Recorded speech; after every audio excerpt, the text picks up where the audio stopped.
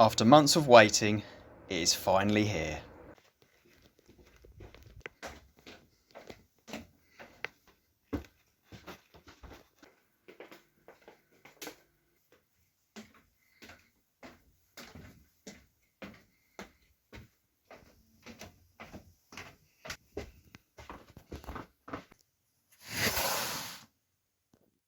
Move that out your way. We are back again. We're back again for another unboxing. As you can see, the box is very small, so yes, it's a loco. It's a loco. This has been on pre-order from so I got this particular one through Rails of Sheffield. So thank you to them. And that is only mainly down to the fact that I was a little bit late to the party, like I usually am, of pre-ordering stuff. And I also wanted it to fit into my train plan. I didn't want to just buy a loco just for the sake of buying it and then find out that it's not fitting into my train plan. I have all these wagons, so I want that, and carriages. When I say carriages, like newspaper vans and things like that. So I wanted it to fit in, and I wanted it to fit in well. So obviously I ended up plucking up the courage to think, right, okay, it'll fit in nicely. There is a livery that I did want, and initially it had sold out, and it was only a this company's exclusive range, so I was a little bit late to that, so I couldn't get that. But thankfully now they're starting to come out. There's obviously various people that didn't want their order or anything like that, so they basically had them back in stock. So I've placed an order on one of them. That's another livery. But before I show you, I would just like to say a massive thank you to everyone who has liked, subscribed, if you've viewed the videos and left a comment. If you've left a comment, obviously I'll get back to you very soon, because we are now over 800 subscribers. We're well over 800 subscribers now. So thank you for everyone who's joining me on this journey, because this is it's going to be going places, like where, in terms of what I'm going to be doing, as in terms of buying the locos, obviously doing the freight trains and passenger trains, and a layout build as well. It will happen when I'm ready. I'm obviously I'm just sorting out, trying to pay for the pre-orders, etc, etc, and I will be building a layout in the near future. Trust me on that one. And secondly, guess what? It wouldn't be the same without a good cup of tea. So cheers. Right, let's get to it. Right, safety first, safety first. Here we go.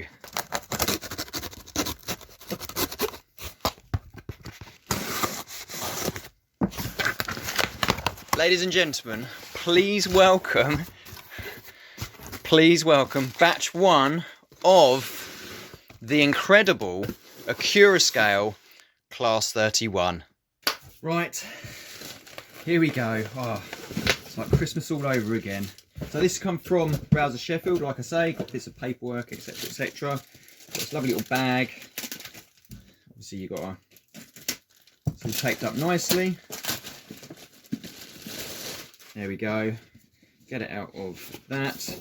Obviously the box is the usual Accurascale quality. Obviously has the lock sound V5. Has the beautiful diagram of the Class 31 as well. And this is 31 248 with the tablet catcher as well. So here we go. Here we go. Look at that. Oh. Just love it, just love it. Obviously I'll go through these very soon. Obviously this is I initially thought it didn't actually come with this, and it turned out to be right in the bottom of the box. So if anybody has brought these, check right in the bottom of the box, because that's where these were. The only things that I could see initially were these are on the top. So obviously these are a must read. It's regarding if you're running a non-sound decoder, a non-ESU decoder, and obviously if you're just running normal without a decoder at all, like a blanking plate. So obviously read those. So this is basically going on what is everything, all the functions as well. That's the functions. And we also have, this is really nice, and I haven't worked out, because I have looked at this already, to remove the top head coat. I think you take it out from the front rather than inside the shell as well. So, but I just don't want to break it, not just yet. It's too new. So, because I will change the head code for that. Obviously, the incredible handbook and the history of the Class 31, and the amazing coffee stains on the back as well. Also have, so this little bit of paper here, I say a little bit, A4, this is the head codes, but this is referring to what they mean of the era. So up at the top, top right is train description 1959 to 1964. That's all of them. Then you go through the years, obviously, until there. So I will be changing them. Obviously you have that, and I'll go through that very shortly. Here we go. This is stunning. This is absolutely stunning.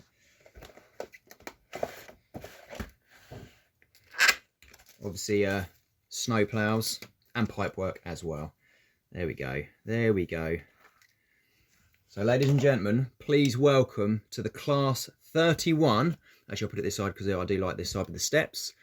Class 31 with the tablet catcher. Now, you don't want to see it in my hand. You want to see it on the track, and you want to hear the history as well. So here we go. Right, paperwork time. Obviously, you must read these instructions on the reverse of this card before operating your model. So obviously read them. So obviously that's regarding about like the operation for DC, etc., etc. This is for operation if you're operating a non-ESU decoder or an ESU decoder that isn't from Accurascale, or you just got blanking plates. So obviously you have the various switches in there. Now, just this is a bit random, but I initially thought that the model didn't come with these, only because when I opened the box up, there was nothing in there other than these, and it turned out that this bits of paperwork was actually right at the bottom, and it wasn't in a bag either, because obviously you get a resealable bag like these. Obviously this is obviously quite small, so panic over. I thought I had to ring up Rouser Sheffield and just say how come it's not in there, but I dug deeper and I reached gold. So yeah, so we got these. So talking about these, obviously snow plows, obviously various other pipe work and everything like that you acquire or require, sorry, in there. So obviously it's a Locksound V5 decoder. Obviously you have various things like marker lights on and off, engine, brake, etc., etc. Obviously working your way down. Now I did find on here, or rather I didn't find on here, is cab lights are there, sorry, is engine room lights. So I'm not too sure if it has it or not, or if this generation loco wouldn't have had it. I mean, if you know, please feel free to write in the comments. I'm not 100% sure. It's not on here, so I'm possibly going on the basis that it probably didn't. I mean, I could be completely and utterly wrong. Hence why it's got so many windows in there to obviously make as much light. And obviously, yes, that's correct. Driver's desk lights.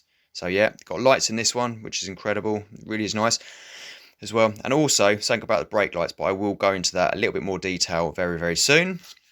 So obviously there's that. We also have, this is why I don't think it comes in a bag, because obviously the bags were usually like that, and it was folded across there, but this one isn't. It's folded down the middle. So look, there you go. There's the 31.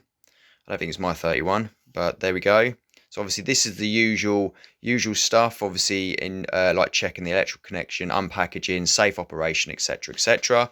And obviously we have a massive, see if I can zoom out enough, a massive exploded diagram of every part that is listed in this loco. Also all the pipe work as well, in where they go.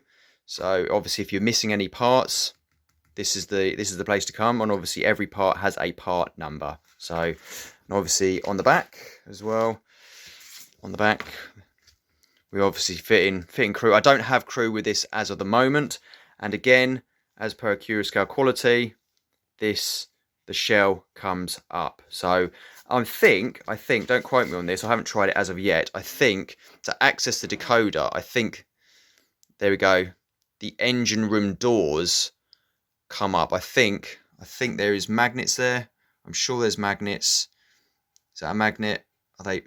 And possibly there. So there's what that goes onto there. If I'm wrong, then I'm wrong. I will try it later. So obviously there's that. This I absolutely adore. So this is obviously all the head codes that were potentially worn by the Class 31. I'm guessing that anyway.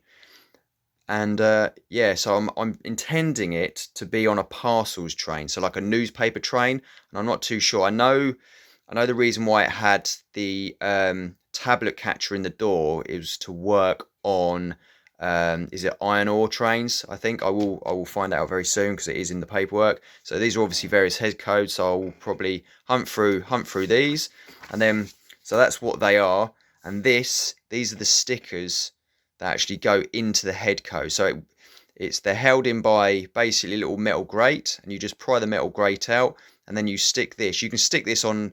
It's both sided, so you can actually technically have 4 different head codes. So obviously it means you've got to take the shell off and then just change it around. I'm not too sure what is in there. I didn't really acknowledge that. But there we go. This is the main thing.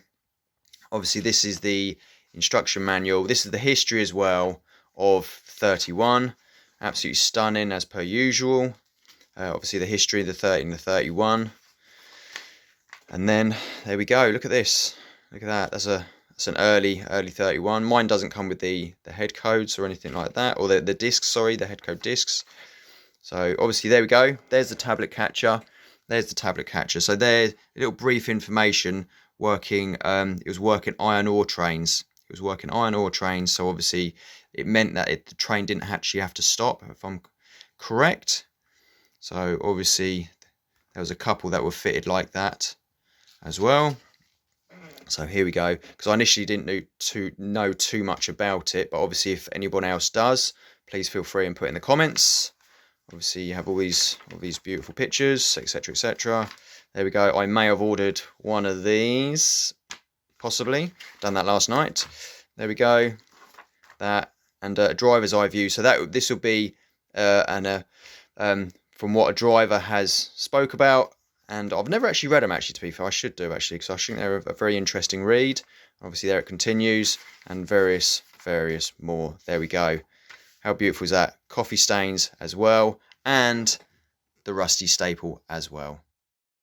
Between 1957 and 1962, a new loco was made. This was a Type 2, built at brush traction, and with over 250 examples being built, the loco was originally allocated to the eastern region. Over time they became common on both Midland main lines and western regions, but you might know them as the Class 30 and the Class 31. The Class 30 was originally fitted with a Mirrors engine, which was unreliable, so in 1964 a Class 30 was the testbed for a new power unit, the English Electric's 12 SVT. This was so successful that most of the fleet had power units changed. This happened between 1965 to around 1970. All the locos that had power units changed gained the number 31. Electric train heating, also known as ETH, was fitted to some of the fleet of 31s in the 1970s, and these were known as 31-4s. The 1980s come round and saw a refurbishment programme take place where more of the fleet would be fitted with the electric train heating. In electric train heating, being fitted meant that the steam heating boiler could be removed and replaced with a concrete block. This was to maintain weight distribution in the loco. This refurbishment also saw many other changes, also including head code boxes plated over and disc head codes being removed. Over time, the 31-4s started to find themselves on freight trains and working in the departmental sector. This was down to the fact that loco-hauled passenger trains was becoming less and less. In a sinister move and to reduce maintenance costs, some of the jumper cables were removed from the 31s, and also the electric train heating was isolated. This was less likely for them to be taken back to passenger service, and these were referred to as 37-5s.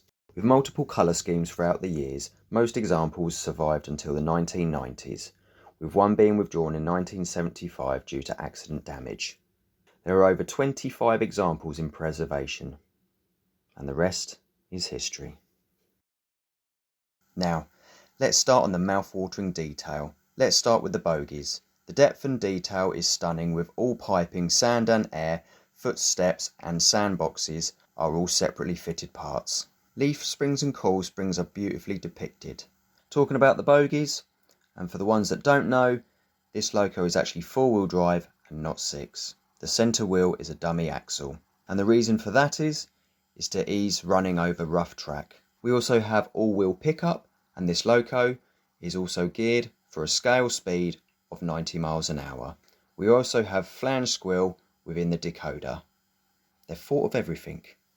Moving to either end and you have all pipework as separately fitted parts, and you also have sprung loaded buffers. Moving further up the front, and it's beautifully decorated with handrails, footholes, doors, tail lamps and wiper blades. Move round to the sides and you have what this loco is about, the recess in the door, the tablet catcher. This is designed to catch the tablets for single line working. If anyone knows more about it in detail, please write in the comment section below. Along the side you have beautifully detailed vents scattered along the length of the loco. You also have windows looking into the engine room. Now, up to the roof, and this has also been lavished in detail from a array of various handrails that litter the roof of the loco, to the depth of the engine room maintenance doors, to the exhaust ports of the engine and of the steam heating boiler, and to the scale speed working fan. It's a first for Accurascale. Moving back down to the juicy detail that sits inside the cab, from the seats to the dials to the decorated back wall, is just absolutely stunning.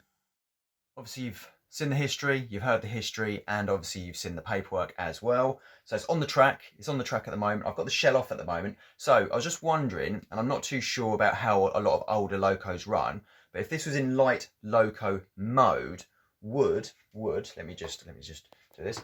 Would both tail lights be on? So obviously you can see both tail lights on, but there is a button to turn one of them off. Now I wasn't too sure how accurate it would have been. So would it have run with one tail light, or would it have run with both tail lights? I'm assuming 2 tail lights, but then this is just with lights on, and I thought both tail lights would have come on at the same time. But I mean, I'm not 100% sure, like I say, of how these would have run back in the very early 70s, or what the rules and regulations would have been. So obviously, but that is with both of them on.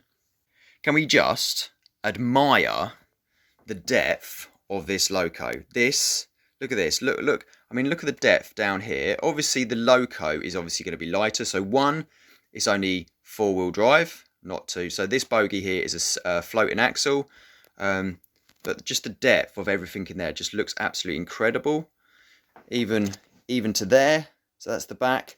Then obviously you have the hull as well. This is actually quite fiddly, I'm not going to lie. This is actually a little bit fiddly to take out from the top. The shell is easy to take off. There you go. So look, there you are. So that's all the electrical for the head code box light and the interior lights as well, and obviously down there as well. But you just got these where my finger is. I can't even find my finger. There we go. This here is where it's clipped in. There's another one in the middle as well, and then there's one further up there as well. But you don't want to see it there all taken apart. Not that it's all taken apart. You want to see it and hear it and hear it. I'd have heard this already, and it sounds bloody good. So sit back and relax and listen to this.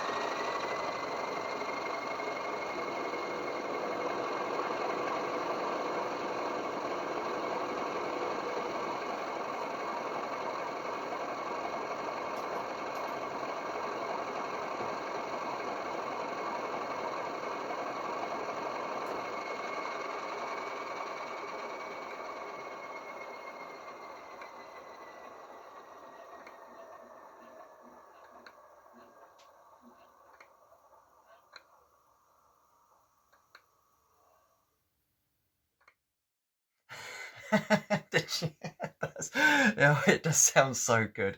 If you didn't know, that was a cold start up on a class 31. So again, on the controller, you push 8, so you engage it, and then you push 1, and that will engage cold start. And it sounds so good. It really, really does.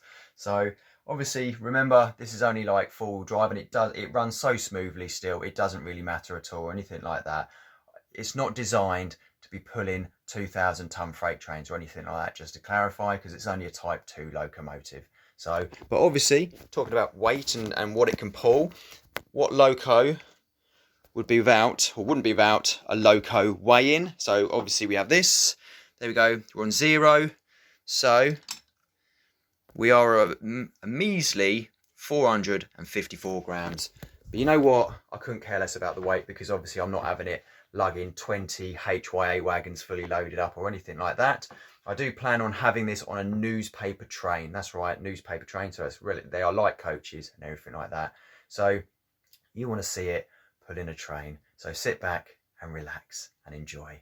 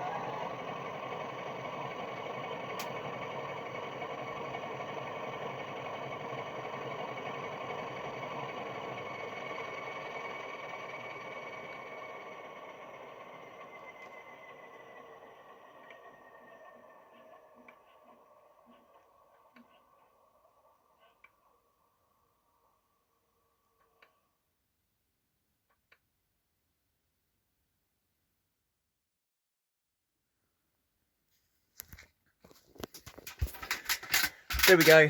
What do you what do you think to it? It's absolutely bloody stunning. It really is. I just love everything. I really do.